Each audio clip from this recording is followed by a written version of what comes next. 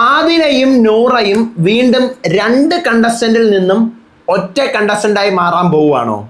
എൻ്റെ മുഖം കണ്ട് നിങ്ങൾ ഒരുമാതിരി ഇരിക്കുമായിരിക്കും. പേടിക്കണ്ട, ഞാൻ തന്നെയാണ്. ഒരു ചേഞ്ച് വേണ്ടേ? ആദിലയുടെയും നൂറയുടെയും കേസിൽ എനിക്ക് അങ്ങനെ ഒരു ഡൗട്ട് തോന്നുന്നുണ്ട് മക്കളെ. കാരണം നിങ്ങളൊന്ന് ചിന്തിച്ച് നോക്ക്, ഈ ഷോയുടെ തുടക്കത്തിൽ വന്നപ്പോൾ അവർ ഒറ്റ കണ്ടസ്റ്റന്റ് ആയിരുന്നു. 2-3 ആഴ്ച കഴിഞ്ഞപ്പോൾ ബിഗ് ബോസ് അവരെ 2 കണ്ടസ്റ്റന്റ് ആക്കി. വീണ്ടും ഷോയുടെ അവസാന ആഴ്ച എത്തുമ്പോൾ ഒറ്റ കണ്ടസ്റ്റന്റ് ആക്കി മാറ്റിയാൽ ആ ട്വിസ്റ്റ് എങ്ങനെ ഉണ്ടാവും? ഇവർക്ക് 2 പേർക്കും പഴയതുപോലെ വോട്ട് കിട്ടും.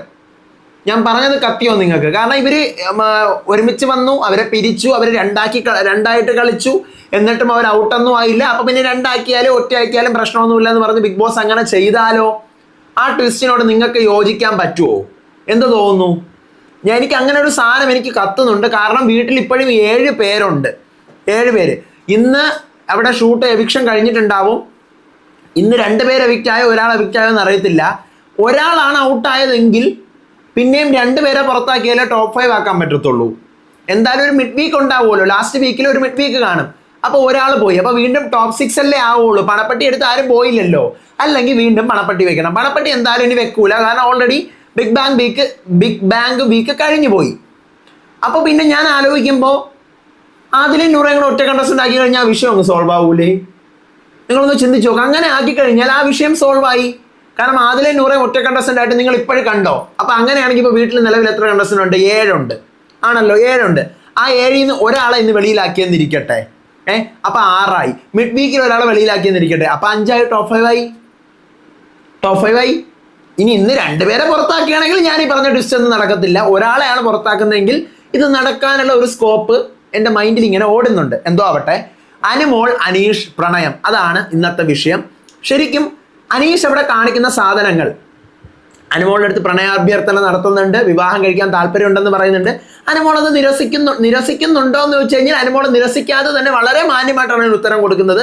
ഇവിടെ ഇന്ന് ഗെയിം ഒന്നും നമുക്ക് റിവ്യൂ പറയാൻ പറ്റത്തില്ല. പക്ഷേ അനീഷ് എന്ത് ചെയ്യാണ്, ആ ഒരാള് നോ പറഞ്ഞു എന്നുള്ള ലെവലിൽ കാര്യം വരാം. അയാളുടെ അടുത്ത് മിണ്ടില്ല, സംസാരിക്കില്ല.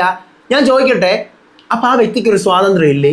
അനീഷ് ഇപ്പം അനുവിൻ്റെ അടുത്തൊന്നല്ല, വേറെ ആരടുത്തും ആയിക്കോട്ടെ, ഒരാളടുത്തൊരു ഇഷ്ടം തുറന്ന് പറയുമ്പോൾ ആ വ്യക്തിക്ക് തിരിച്ച് അനീഷിനോടൊന്ന് താല്പര്യമില്ല, അല്ലെങ്കിൽ അനീഷിനെ വേറൊരു സ്ഥാനത്താണ് കാണുന്നതെന്ന് പറഞ്ഞു കഴിഞ്ഞാൽ അനീഷ് റിയാക്ട് ചെയ്യുന്ന രീതി ഇങ്ങനെയാണോ അവർ? അപ്പൊ അവരുടെ ഒരു അഭിപ്രായത്തിന് ചിലപ്പോൾ ഒരു കല്യാണം എന്ന് പറയുമ്പോഴത്തേക്ക് അവർക്ക് അവരുടെ കാര്യം മാത്രമല്ല, അവരുടെ ചുറ്റുപാടും നിൽക്കുന്ന ആൾക്കാരോട് ആലോചിക്കേണ്ടി വരും, ഫാമിലിയോട് ആലോചിക്കേണ്ടി വരും. അതിനേക്കാൾ ഉപരിയായിട്ട് അവർക്കും അതുപോലെ തിരിച്ച് കാണാൻ പറ്റണം. അപ്പൊ ഇതൊക്കെ ഒരു വലിയ ഫാക്ടറാണ്. അപ്പൊ ഇതിനൊന്നും സമ്മതിക്കാതെ ഇങ്ങനെ നിന്ന് കഴിഞ്ഞാൽ എന്താണ് അവസ്ഥ? അതാണ് ഇന്ന് അവിടെ നടക്കുന്നത്. ആദിലയും അക്ബറും അനുമോളും കൂടായിട്ടുള്ള വിഷയങ്ങളൊക്കെ ഇന്ന് അത്യാവശ്യം നല്ല വൃത്തിക്ക് സോൾവ് ആകുന്നുണ്ട്.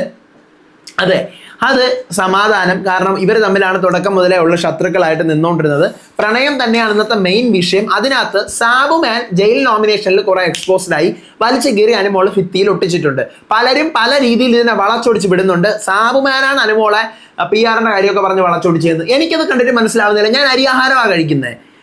സാബുമാനല്ല അവിടെ അനുമോളെ ഭിത്തിയിൽ ഒട്ടിച്ചത്, അനുമോളാണ് അവിടെ സാബുമാനെ എടുത്ത് ഭിത്തിയിൽ ഒട്ടിച്ചത്. ഞാൻ പലരുടെയും ഈ പറയുന്ന സ്റ്റോറികൾ കണ്ടപ്പോഴാണ് എനിക്ക് മനസ്സിലായത് ശരിയാണ്. തലയ്ക്ക് വെളിവ് വെള്ളിയാഴ്ച ഒന്നും ഇല്ലാതെയാണ് ആൾക്കാർ ലൈവ് കണ്ടിട്ട് അതിൻ്റെ അപ്ഡേറ്റുകൾ കൊടുക്കുന്നതും അതിനെക്കുറിച്ച് സംസാരിക്കുന്നതും. നാളെ ആവട്ടെ, നാളെ ശനിയാഴ്ച അല്ലേ, ഫ്രീ ആയിട്ടിരിക്കുമ്പോൾ നമുക്ക് ഇതിനെക്കുറിച്ച് സംസാരിക്കാം. വീണ്ടും നമ്മൾ സംസാരിക്കേണ്ടിയിരിക്കുന്നു പല കാര്യങ്ങളും പറയാം. ഓക്കെ, എന്തായാലും വൈകിപ്പിക്കുന്നില്ല, തുടങ്ങാം നമുക്ക് ഇന്നത്തെ ബിഗ് ബോസ് സീസൺ 7ന്റെ day 89 October 31 full episode review ആയിട്ടാണ് ഞാൻ വന്നിരിക്കുന്നത്. So welcome back to Ansif Moonlight Media. I am Ansif. Video ആദ്യമായിട്ട് കാണുന്നവർ ചാനൽ സബ്സ്ക്രൈബ് ചെയ്യണം, ലൈക്ക് ചെയ്യണം, ഷെയർ ചെയ്യണം. നിങ്ങളുടെ അഭിപ്രായങ്ങൾ മസ്റ്റായിട്ട് താഴെ കമന്റ് ചെയ്യണം. ഇതുപോലത്തെ ബിഗ് ബോസിന്റെ അപ്ഡേറ്റ്സിനും റിവ്യൂസിനും ഒക്കെ ആയിട്ട് ഇപ്പം തന്നെ നമ്മുടെ FB പേജും ഇൻസ്റ്റാ പേജും മറക്കാതെ ഫോളോയും ചെയ്യണം. വീഡിയോ ഹൈപ്പ് ചെയ്യാൻ മറന്നു പോവല്ലേ. ആദ്യം തന്നെ ഞാൻ പറയുന്നു, എൻ്റെ ലുക്കിൽ മൊത്തം ഒരു മാറ്റമുണ്ട്. വേറെ ഒന്നും കൊണ്ടല്ല, ഈ പറഞ്ഞ പോലെ എനിക്കൊന്ന് മൊത്തത്തിൽ മാറ്റണമെന്ന് തോന്നി. ഭയങ്കര ഒരു ഇറിറ്റേഷനും കാര്യങ്ങളൊക്കെ ഇപ്പം ഞാൻ ഒരു 10-90 ദിവസമായിട്ട് ഈ കണ്ടിന്യൂസ് ചെയ്തുകൊണ്ടിരിക്കുകയില്ല. അപ്പം എനിക്ക് സത്യം പറഞ്ഞു കഴിഞ്ഞാൽ ഒന്ന് തേച്ചൊരച്ച് കുളിക്കാൻ നേരം കിട്ടുന്നില്ല. പെട്ടെന്ന് കാക്കക്കുളി കുളിക്കുന്നു, വരുന്നു, ലൈവ് അപ്ഡേറ്റ് ചെയ്യുന്നു. ഇതൊക്കെയാണ് നടന്നുകൊണ്ടിരിക്കുന്നത് 10-90. അപ്പം ഈ മൊത്തം ഇറിറ്റേഷൻ. ഇത് മാത്രമല്ല, തലയിലും താരനൊക്കെ വാരി നിറഞ്ഞു കിടക്കുവാണ്. അപ്പം എല്ലാം പതിയെ സോൾവ് ചെയ്യണമെങ്കിൽ മൊത്തത്തിലെടുത്ത് എല്ലാം കളഞ്ഞാലേ പഴയതുപോലെ സോൾവ് ആയി വരത്തുള്ളൂ. അതിനു വേണ്ടിയിട്ട് ചെയ്തതാണ്. നിങ്ങൾ സദയം എന്നോട് ക്ഷമിച്ചു കൊള്ളുക എന്ന് ഞാൻ ആദ്യമേ പറഞ്ഞു. ട്രോളുകൾ ഞാൻ പ്രതീക്ഷിക്കുന്നുണ്ട്. എന്തായാലും തരാതിരിക്കല്ലേ, തരണം, ഞാൻ പ്രതീക്ഷിക്കുന്നുണ്ട്. വിളിക്കാനുള്ളവർ അത്രയും എന്നെ തെറി വിളിച്ചിട്ടുണ്ട്, ഇനി നിങ്ങൾ കൂടിയേ ഉള്ളൂ. ഓക്കെ, എന്തോ ആവട്ടെ. അങ്ങനെ ഇന്ന് രാവിലെ നടക്കുന്ന ഒരു വിഷയം ഈ പറയുന്ന പോലെ അനീഷും അനുമോളുമായിട്ടുള്ള പ്രണയാഭ്യർത്ഥനയുടെ വിഷയമാണ്. അവിടെ നിന്നാണ് കഥ സ്റ്റാർട്ട് ചെയ്യുന്നത്. അവിടെ അനുമോൾ വളരെ വ്യക്തമായിട്ട് അനുമോളുടെ സ്റ്റാൻഡ് പറയുന്നുണ്ട്, 2 വർഷം കൂടി എനിക്ക് സെറ്റിൽ ആവാൻ വേണം, അതിനുശേഷമാണ് ഞാൻ കല്യാണത്തിനെ കുറിച്ച് ചിന്തിക്കുക, എനിക്ക് എൻ്റെ കരിയർ ബിൽഡപ്പ് ചെയ്യണം. ലൈവിനകത്ത് കുറേ ഉണ്ട്, ഇന്ന കടങ്ങളൊക്കെ എനിക്കുണ്ട്, ഇന്ന ആൾക്കാർക്ക് വീട് വെച്ച് കൊടുത്തു, ഇനി എനിക്ക് വീട് വെക്കണം, സെറ്റ് ആവണം, ഇത്ര വർഷം കഴിഞ്ഞ് ഫീൽഡ് ഔട്ട് ചെയ്യും. അപ്പോൾ ഈ കാര്യങ്ങളെല്ലാം പറഞ്ഞിട്ടും അനീഷിന് കട്ട കലിപ്പാണ്. അപ്പം ഞാൻ ആലോചിക്കുകയാണ്, ഇത് ഇയാളുടെ ഗെയിമാണോ? ഇത് ഗെയിം ആണെന്നുണ്ടെങ്കിൽ വളരെ ചീപ്പാണത്. അത് ഗെയിം ആണെന്ന് എനിക്ക് തോന്നുന്നില്ല. എനിക്കിത് കണ്ടിട്ട് എനിക്ക് ഗെയിം ആണെന്ന് തോന്നുന്നില്ല, റിയൽ ആണെന്ന് തന്നെയാണ് തോന്നുന്നത്. കാരണം ഇന്ന് പെട്ടെന്നൊരു സുപ്രഭാതത്തിൽ പൊട്ടിമുളച്ച സാധനമല്ല ഇത്. ഞാൻ ഇന്നലെ വീഡിയോ ഇട്ടപ്പോഴും നിങ്ങളടുത്ത് പറഞ്ഞിരുന്നു, ആ ചായക്കപ്പ് ഞാൻ കൊണ്ട് വെക്കാനോ, വേണ്ട അനീഷേട്ടനെ ഞാൻ വെക്കാം, ഞാൻ കൊണ്ട് വെക്കാനോ, വേണ്ട അനീഷേട്ടൻ. അപ്പം ഞാൻ അപ്പോഴേ എനിക്കൊരു ഡൗട്ട് അടിച്ചതാണ്. അതിനു മുന്നേ മാതളം കൊണ്ട് കൊടുക്കുന്നു, ഒരു പ്ലേറ്റ് നിറച്ച് അനുവിന് മാതളം. ഇന്ന് അനു പറയുന്നുണ്ട്, ഞാൻ ബാത്റൂമിൽ പോയിട്ട് വരട്ടെ, ഞാൻ കുളിക്കാൻ പോയിട്ട് വരട്ടെ, ഞാൻ അവിടെ പോയിട്ട് വരട്ടെ. ഇതൊക്കെ അനുവിൻ്റെ അടുത്ത് ചോദിക്കുന്നു. ഇന്ന് എപ്പിസോഡ് കാണുമ്പോഴാണ് നമുക്ക് മനസ്സിലാവുന്നത് അനുവിൻ്റെ അടുത്ത് അനീഷിനുണ്ടായിട്ടുള്ള അഫെയറിനെ കുറിച്ചിട്ടും ഡിവോഴ്സിനെ കുറിച്ചും ഒക്കെ പറഞ്ഞിട്ടുണ്ട്. വീട്ടിലെ വേറെ ആർക്കും അറിയില്ല, അത്രയും അടുത്ത സുഹൃത്തായ ഷാനവാസിന് പോലും അറിയില്ല. അനുമോൾക്ക് അറിയാം. അനീഷ് പറഞ്ഞു എന്ന് പറയുന്നുണ്ട്. ഞാൻ രാവിലെ ഈ വിഷയം പറഞ്ഞപ്പോൾ ഞാൻ നിങ്ങളുടെ പറഞ്ഞായിരുന്നു, അനീഷിനെ കുറിച്ച് ഒന്നുമേ അനുമോൾക്ക് അറിയില്ല. അനീഷിന്റെ ഫാമിലി അല്ലെങ്കിൽ അനീഷിന്റെ പഴയ ബന്ധം, അനീഷൊരു ഡിവോഴ്സിയാണ്. അപ്പം എന്താണ് അതിനുള്ള ഒരു റീസൺ, അല്ലെങ്കിൽ അതൊക്കെ പറയണമല്ലോ. രണ്ടുപേരും തമ്മിൽ പുതിയതായിട്ട് വിവാഹം കഴിക്കുമ്പോൾ അത് പറയണം, കൺവേ ചെയ്യാനുള്ളതാണ്. അപ്പം ഈ കേസൊക്കെ അനുമോൾക്ക് അറിഞ്ഞുകൂടല്ലോ. പിന്നെ എങ്ങനെ പെട്ടെന്ന് ഇങ്ങനെ സമ്മതിക്കാത്തതുകൊണ്ട് കലിപ്പിൽ എഴുന്നേറ്റ് പോകുന്ന ആലോചിച്ച് നിന്നപ്പോഴാണ് ഇന്ന് എപ്പിസോഡിൽ കാണിക്കുന്നുണ്ട്. അനുമോൾക്ക് അറിയാം ഈ സംഭവം, അനീഷിന്റെ വിഷയങ്ങൾ എന്തൊക്കെയാണെന്നുള്ളത് അനുമോൾ എടുത്ത് പറഞ്ഞിട്ടുണ്ട്. നമ്മൾ കണ്ടിട്ടില്ല മക്കളെ, ഇതൊക്കെ എവിടെ കൂടി നടക്കുന്നെന്ന് എനിക്കൊരു പിടിയുമില്ല. നമ്മൾ ഇതൊന്നും ലൈവിലൊന്നും കാണുന്നില്ലല്ലോ. ഇതൊക്കെ എപ്പോൾ പറയുന്നു എന്തോ എനിക്കൊരു പിടിയും കിട്ടുന്നില്ല. നമ്മൾ കാണുന്ന ലൈവ് വേറൊന്ന്, എപ്പിസോഡ് വേറൊന്ന്, ഇതൊക്കെ കണ്ടിട്ട് പലരും വീഡിയോ ഇടുന്നത് മറ്റൊന്ന്. സത്യം. അങ്ങനെ അതാണ് പ്രധാനപ്പെട്ട വിഷയം. അനുമോള് ഇതുകൊണ്ട് ഉണ്ടായ ഒരു നേട്ടം എന്ന് പറഞ്ഞു കഴിഞ്ഞാൽ പാട്ട ഗേൾസ് തമ്മിൽ ഒന്നായി മാറി. ആരൊക്കെ? ആദിലയും നൂറയും അനുമോളും കൂടി വീണ്ടും പഴയതുപോലെ തന്നെ. അനുമോൾ ഈ കാര്യങ്ങൾ കൺവേ ചെയ്തു ആദിലയുടെ അടുത്ത്, ദെൻ നൂറയുടെ അടുത്ത് കൺവേ ചെയ്തു. ഇവർ ഒന്നായി. ഇവരുടെ ഇടയിലെ മിസ്അണ്ടർസ്റ്റാൻഡിങ്സ് എന്തൊക്കെയാണ് ഇവരുടെ ഇടയിൽ നടന്നത്, അല്ലെങ്കിൽ അന്ന് എന്തുകൊണ്ട് അങ്ങനെ റിയാക്ട് ചെയ്തു, എന്ത് കണ്ടിട്ടാണ് എൻ്റെ പിറകെ നടക്കുന്നതെന്ന് പറഞ്ഞത്. ഈ കാര്യങ്ങളെല്ലാം അനുമോളും ആദിലയും നൂറയും കൂടെ സോർട്ട് ഔട്ട് ആവുന്നുണ്ട്. അനുമോളുടെ ഭാഗം ക്ലിയർ ആണ്, പഴയതുപോലെ സെറ്റായി. പക്ഷെ ആദിലയുടെ നൂറയുടെ ഭാഗത്ത് നിന്നും ഇപ്പോഴും അനുമോള് പറയുന്ന സ്റ്റേറ്റ്മെന്റിൽ നിന്നും മാറ്റമില്ല. എന്തോ കണ്ടിട്ടാണ് കൂടെ നിൽക്കുന്നത് എന്നുള്ള ആ സ്റ്റേറ്റ്മെന്റിൽ, അല്ലെങ്കിൽ അവർ തെറ്റുകാരാണ് എന്നുള്ള സ്റ്റേറ്റ്മെന്റിൽ തന്നെയാണ് അനു നിൽക്കുന്നത്. അപ്പൊ അതിന്റെ ഒരു നീരസവും എന്തോ ഒരു അഭിപ്രായ വ്യത്യാസങ്ങൾ ആദില നൂറയ്ക്ക് ഉണ്ട്. പക്ഷെ അവരെന്ത് ചെയ്യുന്നു, നിലവിൽ അവരുടെ കൂടെ നിന്ന് പോകണം. ഇനിയിപ്പോൾ ഗെയിം ഒന്നും ഇല്ലല്ലോ, നമുക്ക് അനാലിസിസ് ചെയ്ത് ഇവർ ഗെയിം കളിക്കുകയാണ് അവർ. കാരണം ഇനിയിപ്പോൾ ഡേ ഇല്ലല്ലോ, ഇനി വെറും 7 ഡേ മാത്രമാണ് നമ്മുടെ മുന്നിലുള്ളത്. വീക്കെൻഡ് അപേക്ഷിച്ച് കഴിഞ്ഞാൽ, വീക്കെൻഡിനെ ഒഴിവാക്കി കഴിഞ്ഞാൽ. ഓക്കെ, അപ്പം അവരുടെ ഇടയിലെ മിസ്അണ്ടർസ്റ്റാൻഡിങ്സ് ക്ലിയർ ആവുന്നുണ്ട്. അനീഷിൻ്റെ അടുത്ത് അനുമോൾ വീണ്ടും പോയി സംസാരിക്കാൻ പലതവണ ശ്രമിക്കുന്നുണ്ട്. അനീഷ് അതിന് യാതൊരു രീതിയിലും എനിക്ക് സംസാരിക്കേണ്ട, ആ വിഷയം ഞാൻ വിട്ടു, എനിക്കൊന്നും അറിയണ്ട, എനിക്കൊന്നും കേൾക്കണ്ട, അത് നമുക്ക് അടച്ചു വെക്കാനുള്ള ചാപ്റ്ററാണ് എന്ന് പറഞ്ഞാൽ അതങ്ങ് കളയുന്നുണ്ട്. അനുമോൾ വളരെ വ്യക്തമായി അനുമോളുടെ സ്റ്റാൻഡ് പറഞ്ഞതാണ്. എന്നിട്ട് അനുമോൾ അവൾ ചിന്തിക്കുന്ന ഒരു ക്വാളിറ്റി ആയിട്ട് എനിക്ക് ഫീൽ ചെയ്തത്, അനീഷേട്ടന് ഞാനിങ്ങനെ നോ പറഞ്ഞു കഴിഞ്ഞാൽ അയാളുടെ ഗെയിമിനെ അത് ബാധിക്കുമോ, ഞാൻ എന്താ അയാളുടെ അടുത്ത് പറഞ്ഞ ഇഗ്നോർ ചെയ്യണോ എന്നൊക്കെ. മീൻസ് ഞാൻ എടുത്തടിച്ച് പറഞ്ഞു കഴിഞ്ഞാൽ അയാളുടെ ഗെയിമിനെ അത് ബാധിക്കുമെങ്കിൽ അത് എന്നെയും ബാധിക്കുന്ന വിഷയമാണെന്ന് അനുമോൾ എടുത്ത സ്റ്റാൻഡ്, അത് വളരെ ജെന്യുവിനായിട്ട് എനിക്ക് ഫീൽ ചെയ്തു. ഇന്നത്തെ ദിവസം അനുമോളെ കുറ്റം പറയാൻ പറ്റില്ല, നമുക്ക് പറ്റില്ല. നിങ്ങൾ ആൺകുട്ടികളുടെ കാര്യം എനിക്ക് അറിഞ്ഞുകൂടാ, നിങ്ങൾ പെൺകുട്ടികൾ എൻ്റെ വീഡിയോസ് കാണുന്നുണ്ട്, നിങ്ങളൊന്ന് ചിന്തിച്ച് നോക്ക്. നിങ്ങളുടെ അനുമോളുടെ അവസ്ഥയിൽ നിങ്ങളാണെങ്കിൽ നിങ്ങൾ കൊടുക്കുന്ന മറുപടി അനുമോൾ കൊടുക്കുന്ന പോലത്തെ, നിങ്ങൾക്ക് താല്പര്യമില്ലെങ്കിൽ അനുമോൾ കൊടുക്കുന്ന പോലത്തെ ഒരു മറുപടി കൊടുക്കുന്നതാണ് ഏറ്റവും ബെസ്റ്റ്. പക്ഷെ അതിനെ റിയാക്ട് ചെയ്യുന്ന രീതി, അനീഷ് റിയാക്ട് ചെയ്യുന്ന രീതി എനിക്കൊട്ടും ഡൈജസ്റ്റ് ആയിട്ടില്ല. അത് ടുവാർഡ്സ് ദ എൻഡ് വരയ്ക്കും, ഇന്നത്തെ ഡേയുടെ എൻഡ് വരയ്ക്കും ഈ സാധനം കണ്ടിന്യൂ ചെയ്തിട്ടേ ഇരിക്കുവാണ്. ഒരു പിടിയും കിട്ടുന്നില്ല. അത് അനീഷ് എന്ന് പറയുന്ന ഒരു ഗെയിമറിനെ, അല്ലെങ്കിൽ അനീഷ് എന്ന് പറയുന്ന ഒരു ബിഗ് ബോസ് മെറ്റീരിയലിനെ, അല്ലെങ്കിൽ അനീഷ് എന്ന് പറയുന്ന ഒരു വ്യക്തിത്വത്തെ, ഒരു പേഴ്സണാലിറ്റിയെ, ഒരു വ്യക്തിയെ നല്ല ഡൗണിൽ കൊണ്ടുവരാണ്. അയാളുടെ ക്വാളിറ്റി കുറയാണ്. ഇവിടെ അനുമോൾ ഇങ്ങനെ പറഞ്ഞപ്പോൾ ഓക്കെ അനുമോൾ ഫൈൻ, പ്രശ്നമല്ല, നമുക്ക് വീണ്ടും പഴയതുപോലെ ഫ്രണ്ട്സ് ആയിട്ടിരിക്കാന്ന് പറഞ്ഞ് കൈ കൊടുത്തു കഴിഞ്ഞാൽ അവിടെ അനീഷിനും സപ്പോർട്ട് കിട്ടും, അനുമോൾക്കും ആ പറഞ്ഞ സ്റ്റേറ്റ്മെന്റിന് നല്ല സപ്പോർട്ട് കിട്ടും. പക്ഷേ ഇത് ഏതാണ് നമ്മുടെ ജില്ല? ഏതാണ് ജില്ല? സംസ്ഥാനം ഏതാണ്? ജില്ല എന്ന്. സംസ്ഥാനം ഏതാണ്? കേരളമാണ്. കേരളമാണ് മക്കളെ. ഇവിടെ പ്രാണുങ്ങളെ പ്രപ്പോസ് ചെയ്തിട്ട് പെണ്ണുങ്ങളെ ഓക്കെ പറഞ്ഞില്ലെങ്കിൽ അവള് പിന്നെ ആരാണ്? അഹങ്കാരിയാണ്, അഹങ്കാരം പിടിച്ചവളാണ്. ഇന്ന് ഷാനവാസ് പറയുന്നുണ്ട്, ഷാനവാസ് ചിന്ത കുറച്ച് പഴയതായതുകൊണ്ട് അനുമോള് രാത്രി ചോദിക്കുന്നുണ്ട്, ഷാനവാസ് രാത്രി സംഭവം പറയുന്നുണ്ട്. അപ്പോൾ അനുമോള് ചോദിക്കുന്നു, ഇക്ക പുറത്തുനിന്ന് പ്രേക്ഷകർ ഇതിന് എങ്ങനെയായിരിക്കും കാണുന്നത്? അതിപ്പോൾ നീ ഇത്രയും സ്നേഹം കാണിച്ചിട്ട് തിരിച്ചു കാണിച്ചില്ലെന്നല്ലേ പറയത്തുള്ളൂ. സത്യം ഷാനവാസ് പറഞ്ഞ 100% സത്യമാണ്. കാരണം ഇവിടുത്തെ ഓഡിയൻസ് ഇവക്ക് എന്തിനോ കുരിയോ ഇവക്ക് അവൻ എന്തൊരു കുഴപ്പം, ഇവളടുത്ത് വന്ന് ഇത്രയും അഹങ്കാരി നാക്ക് പറയും, നിന്റെ അടുത്ത് വന്ന് പറഞ്ഞിട്ട് നിനക്ക് എന്താണ് ഈ പ്രശ്നം? ഇവിടുത്തെ ഓഡിയൻസ് അങ്ങനെ കാണും. ഇവിടുത്തെ ഓഡിയൻസ് മാറാനൊന്നും പോകുന്നില്ല. അല്ലെങ്കിൽ ഒരു വിവാഹമാണ്, അതിനകത്ത് ആണിനും പെണ്ണിനും ഈക്വലായിട്ട് അഭിപ്രായം പറയാം, അല്ലെങ്കിൽ അവരുടെ തീരുമാനങ്ങൾ എടുക്കാം, ഡിസൈഡ് ചെയ്യാം എന്നുള്ള കാര്യമൊന്നും വിവരമുള്ള ഇവിടുത്തെ ആളുകൾക്ക് ഒരു ബോധവും ഇല്ലല്ലോ.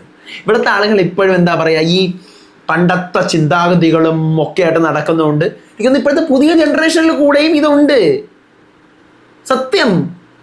പിന്നെ ആർമികളുടെ ചെളി വാരി എറിയലുകൾ ഇന്ന് നിന്നിട്ടുണ്ടാവും. ഇവര് അനീഷിന്റെയും അനുമോളുടെ ആർമികളാണ് അങ്ങോട്ടും ഇങ്ങോട്ടും വാരി പരസ്പരം എറിയുന്നത്. അവരുടെ സൂക്കേട് ഇന്നത്തോടെ നിന്നിട്ടുണ്ടാവും. അനീഷ് പോയി പ്രപ്പോസ് ചെയ്തതോടുകൂടി അനീഷിന്റെ ആൾക്കാർക്ക് ഒന്നും ചെയ്യാൻ പറ്റില്ല. മറ്റവർക്ക് വീണ്ടും വാരി പിറക്കി അറിയാം. നമ്മളെ പ്രപ്പോസ് ചെയ്യാൻ വന്നില്ല, നാണം കെട്ടവനെ എന്നൊക്കെ പറഞ്ഞ് അവർക്ക് വാരി അറിയാം. ഇവരുടെ വാ അടഞ്ഞിട്ടുണ്ടാകും മിക്കവാറും. അപ്പം എന്തായാലും ആ പ്രശ്നം ആർമിക്കാരെ ആദ്യമായിട്ട് വീട്ടിനകത്തുനിന്ന് കണ്ടസ്റ്റൻസ് തന്നെ ഒതുക്കിയതിൽ എനിക്ക് വളരെയധികം സന്തോഷം തോന്നുന്നുണ്ട്. ഇതല്ല, എല്ലാ ആർമിക്കാരും ചെളി വാരി പൊത്തി എറിഞ്ഞുകൊണ്ടിരിക്കുകയാണ് അങ്ങോട്ടും ഇങ്ങോട്ടും. ഇതുവരെ എന്താ സീസണിലും നമ്മൾ കാണാത്ത അന്തമാതിരി അളവിനാണ് ടോക്സിസിറ്റിയും പിന്നെ സോഷ്യൽ മീഡിയയിലുള്ള ആൾക്കാരെ വലിച്ചിടുന്നതും. ഈവൻ റിവ്യൂവേഴ്സിനെ പോലും നമ്മുടെയൊക്കെ ഇടുന്ന വീഡിയോസ് വരെ കട്ട് ചെയ്തിട്ട് ഇവന് മറ്റവരുടെ അടുത്താണ് കൂറ്, ഇവനെ മറ്റവൻ്റെ അടുത്താണ് കൂറെന്ന് പറഞ്ഞ് കട്ട് ചെയ്ത് നമ്മളവരെ തെറി വിളിക്കുന്ന ആൾക്കാരുണ്ട്. എന്നെ വരെ തെറി വിളിക്കുന്ന ആൾക്കാരുണ്ട് നമ്മുടെയൊക്കെ വീഡിയോസ് പോർഷൻസ് കട്ട് ചെയ്ത് പോയിട്ട്. ഓക്കെ, അതൊന്നുമല്ല നമ്മുടെ വിഷയം.